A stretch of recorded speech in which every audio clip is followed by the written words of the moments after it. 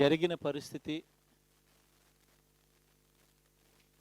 అందరికీ కూడా తెలిసిందే. గత చరిత్రలో ఎప్పుడూ జరగని విధంగా ఏకంగా 99% వాగ్దానాలు అమలు చేశాం. ఎప్పుడు జరగలేదు ఆంధ్ర రాష్ట్ర చరిత్రలో కానీ దేశ చరిత్రలో కానీ ఈ మాదిరిగా మేనిఫెస్టో అన్నది ఒక పవిత్ర గ్రంథంగా భావించి అదొక బైబిల్ గాను, అదొక ఖురాన్ గాను, అదొక భగవద్గీత గాను భావిస్తూ టిక్కు పెట్టమని చెప్పి ప్రతి ఇంటికి పంపించి టిక్కు పెట్టమని చెప్పి ప్రతి అడుగుతూ ఆ ప్రతి అక్క చెల్లెమ్మల ఆశీస్సులు తీసుకుంటూ ఆ ఇంట్లో ఉన్న అవ్వాతాతల దీవెనలు తీసుకుంటూ ఏ రోజు కూడా ఈ మాదిరిగా బటన్లు నొక్కడం ఏకంగా 2,70,000 కోట్ల రూపాయలు ఎటువంటి వివక్ష లేకుండా ఎటువంటి లంచాలు లేకుండా ఏ నెలలో ఏమిస్తామో అని ముందే చెప్పి క్యాలెండర్ ప్రకటించి ఆ నెలలో అది తప్పకుండా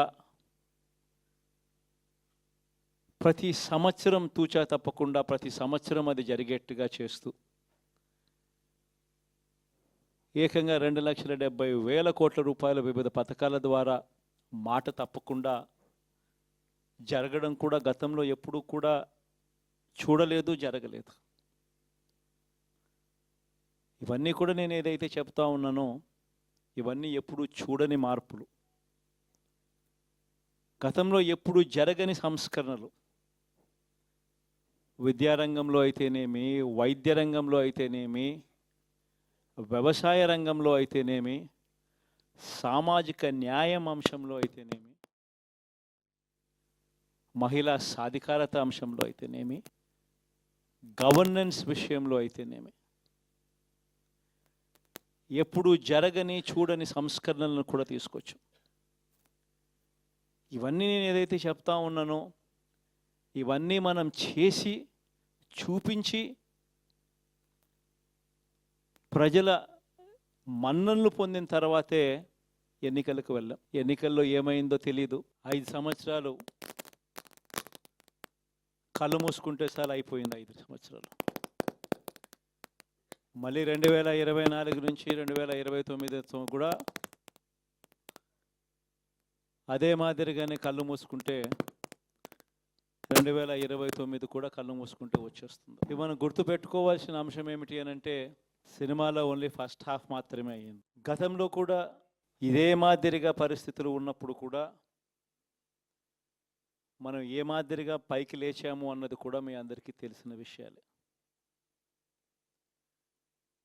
నేను ఒక్కటే మీ అందరికీ చెప్తా ఉన్నా, ప్రజల్లో ఈరోజు మనం చేసిన మంచి ఉంది, ఇంటింటికి మనం చేసిన మంచి ఇంకా బ్రతికే ఉంది. ప్రజల్లో ఈరోజు మనం చేసిన పాలన మీద విశ్వసనీయత అనే పదానికి అర్థం ఈ రోజుకి కూడా ప్రజల్లో ఉంది. గడప గడపకు మనం చేసిన మంచి ఇంకా ప్రజల్లో బతికే ఉంది. మరి ఇవన్నీ ఉన్నప్పుడు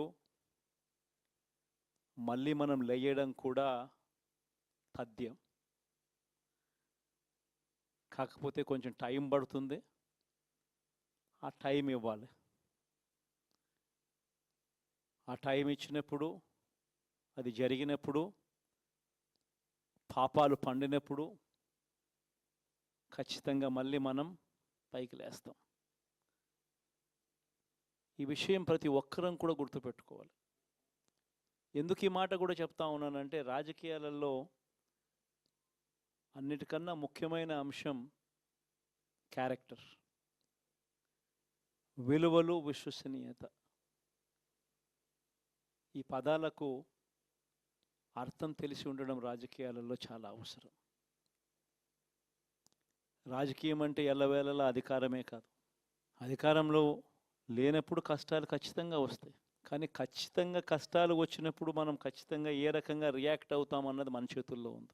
విలువలు, విశ్వసనీయత లేని మనిషిగా రాజకీయాలు చేద్దామా, లేదా కష్టాలు వచ్చినప్పుడు ఆ కష్టాలను ఎదుర్కొని హుందాగా నిలబడుతూ మళ్ళీ 5 సంవత్సరాలు కళ్ళు మూసుకుంటే 5 సంవత్సరాలు అయిపోతాయి, మళ్ళీ 5 సంవత్సరాల తర్వాత మన పాలన వస్తుంది, మన ప్రభుత్వం వస్తుంది, అప్పుడు మళ్ళీ మనమే ఆందోళన ఎక్కుతామన్నది కూడా గుర్తుపెట్టుకొని అడుగులు వేస్తామా అన్నది మనలో ప్రతి ఒక్కరూ కూడా ఆలోచన చేసుకోవాలి.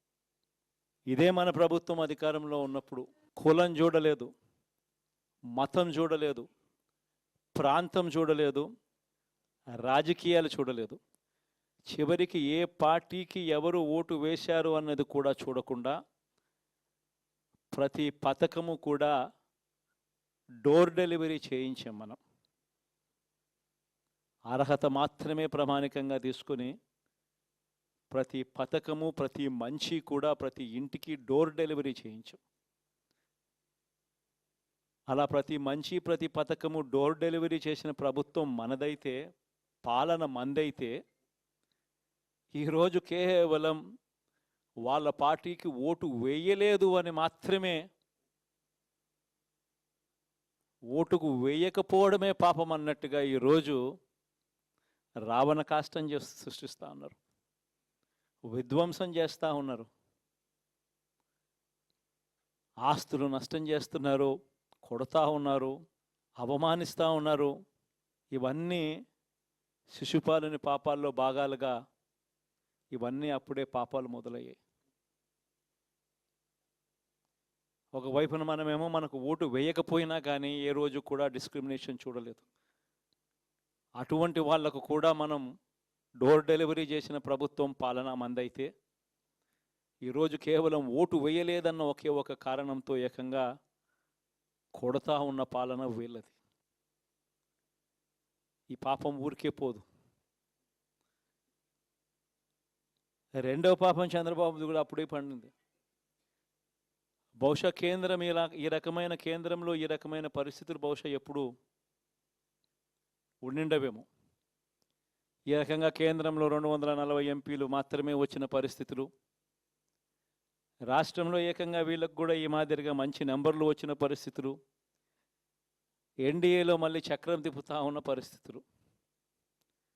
ఇలాంటి పరిస్థితుల్లో కూడా ప్రత్యేక హోదాను అడక్కపోవడం చంద్రబాబు చేసిన మరో పాపానికి కూడా మరో నాంది.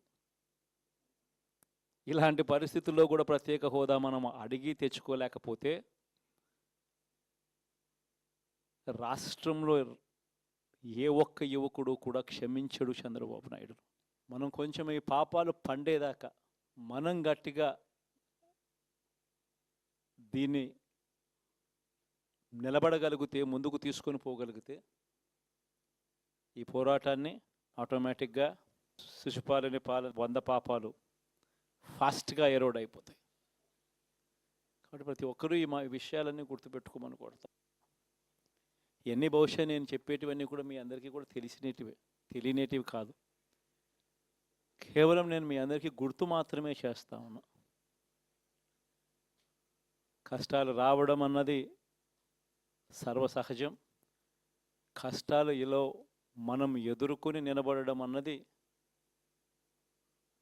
మన చేతుల్లో ఉన్న అంశం అన్నది మాత్రం ఖచ్చితంగా ప్రతి ఒక్కరూ గుర్తుపెట్టుకోమని మీ అందరితో కూడా కోరుతా ఉన్నాను. శాసనసభలో, చట్టసభలో మీ సభే అన్నిటికన్నా ముఖ్యమైన సభ అవుతుంది. ఓటు వేయలేదు అన్న ఒకే ఒక కారణంతో మనుషుల్ని కొడతా ఉన్న పరిస్థితుల్లో, మనుషుల్ని అవమానిస్తూ ఉన్న పరిస్థితుల్లో, మనుషుల్నే బలవంతంగా ఆస్తి నష్టం చేస్తూ ఉన్న పరిస్థితుల్లో ఇక ప్రతిపక్షం ఉన్నది ఒకటే ఒక పార్టీ, ఆ పార్టీకి అవకాశం ఇవ్వాలా అన్న కనీస నైతిక విలువలు వాళ్ళు పాటిస్తారన్న నమ్మకం నాకైతే లేదు. కాబట్టి మీరు చేయాల్సిన పాత్ర గొప్పది, చాలా ఉంది అన్నది మాత్రం గుర్తుపెట్టుకోండి. రాబోయే రోజుల్లో యాక్టివిటీ లెవెల్స్ అనేది ఆటోమేటిక్లీ పెరుగుతాయి. రాష్ట్ర వ్యాప్తంగా ఉన్న కార్యకర్తలందరినీ ఎవరినైతే వాళ్ళు ఇబ్బందులు పెట్టారో ఖచ్చితంగా వాళ్ళందరికీ మనోధైర్యం ఇస్తూ వాళ్ళ గ్రామాలకు వెళ్ళి వాళ్ళకు తోడుగా ఉండే కార్యక్రమాలు చేసే కార్యక్రమాలు జరుగుతాయి. రాబోయే రోజుల్లో ఇంకా టైం గడిచే కొద్దీ ప్రజల్లోకి వెళ్ళే కార్యక్రమాలు ఇంకా ముమ్మరం అవుతూ పోతాయి. చివరికి ప్రజల్లోనే ఉంటాం. ప్రజలతో కలిసి పోరాడే కార్యక్రమం వేగంగా టైం గడిచే కొద్దీ మనము వేగంగా అడుగులు ముందుకు వేస్తాం. ఒకటి మీ అందరికీ చెప్తా ఉన్నా, ఏకంగా 14 నెలలు పాదయాత్రలు చేశాం. ఆ వయసు ఈ రోజుటికి నాకుంది. ఆ సత్తువ ఈ రోజుటికి నాకుంది. కాబట్టి మీరు మాత్రం ప్రతి ఒక్కరూ గుర్తుపెట్టుకోండి, ఆ టైం వచ్చేదాకా మీ పాత్ర చాలా కీలకం. ప్రతి ఒక్కరూ ఈ విషయాన్ని మాత్రం గుర్తుపెట్టుకొని మీ అందరితో కూడా సవినయంగా వేడుకుంటా ఉన్నాను.